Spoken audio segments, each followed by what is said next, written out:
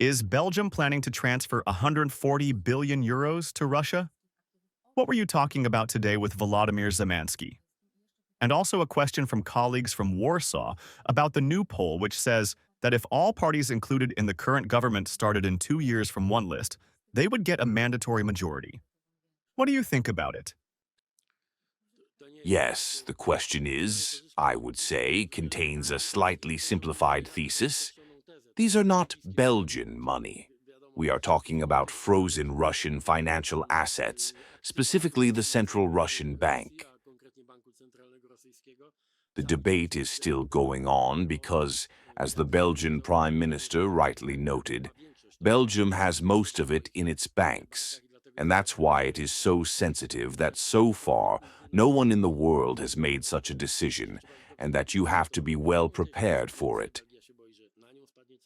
Because there may be consequences, Belgium is afraid that it will take all the responsibility, so we are trying to convince our Belgian friends that we are ready to build a mechanism of common European responsibility. Of course, as always, Viktor Orbán is against it, as he was against any conclusion about Ukraine, as if he stopped.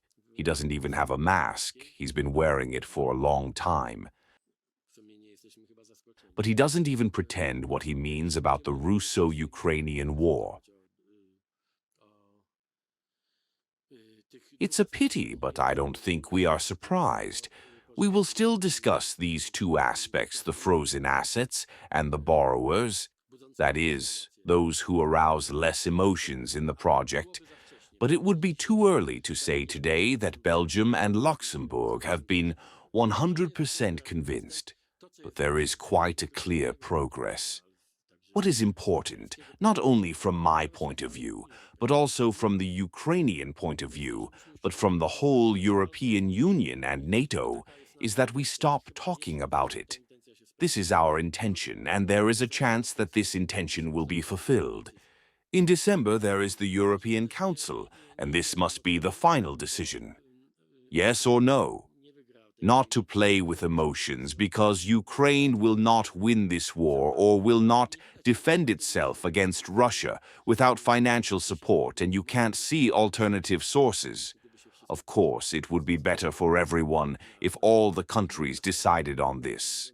And it would be fair if Russia took this money and used it to rebuild Ukraine or to finance Ukraine's defense.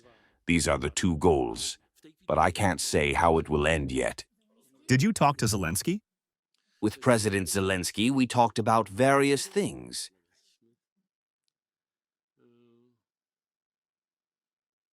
I don't want to talk about some details because they concern some technical aspects of cooperation and support. That's it. This is Polish politics. You judge, you judge, you judge. Polish politics. What? Listen, you have noticed that there is no day. Sometimes there is no hour to learn something new about some changes in American politics. But our biggest and most important allies like to surprise everyone with these changes. This signal is massive. We have two signals from the US, what the Senate voted, and this decision concerning Lukoil and Rosneft. So these are massive sanctions. But I would be afraid to say that it will happen. You know what I mean. Sometimes a decision changes in a week or so. I wouldn't be able to comment precisely on China's decision. If it's true that they gave up buying Russian oil, if Donald Trump announced that China is ready to make such an anti-Russian decision, it would be a massive turn. And it could be a turning point in the whole war. If China turned its back on Russia. But in today's times, building a forecast for 3 days ahead is a huge risk considering our partners and their opinions. A poll. It's not the first poll that shows that in 2027, when there will be elections, any scenario is possible. I am personally satisfied because the results I got in the last 2 weeks from my government are very positive. I mean, from my own people. I mean my supporters, centralists, commentators. I felt it in my throat, so my satisfaction is higher. I never accepted these prophecies. You remember a few years ago, Tusk has a ceiling. Why is he coming back? He will only harm. It was very motivating for me.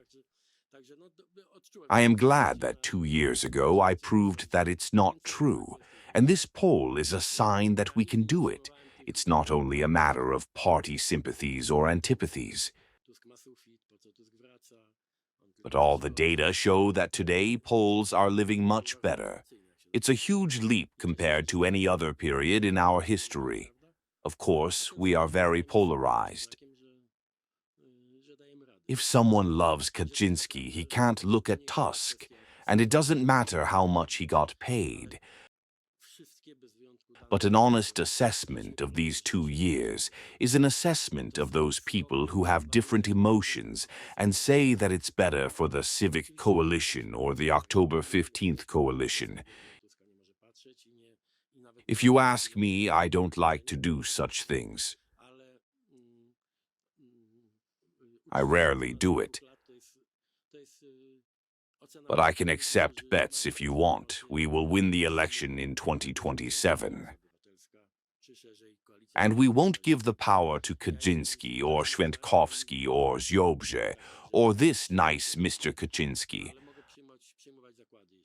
I was surprised when I see some journalists in some popular channels who explain that they didn't want to listen about my daughter or my wife because they were listening to someone else and they were recorded. And then it was copied. And then some recordings were broadcasted on TV Republica.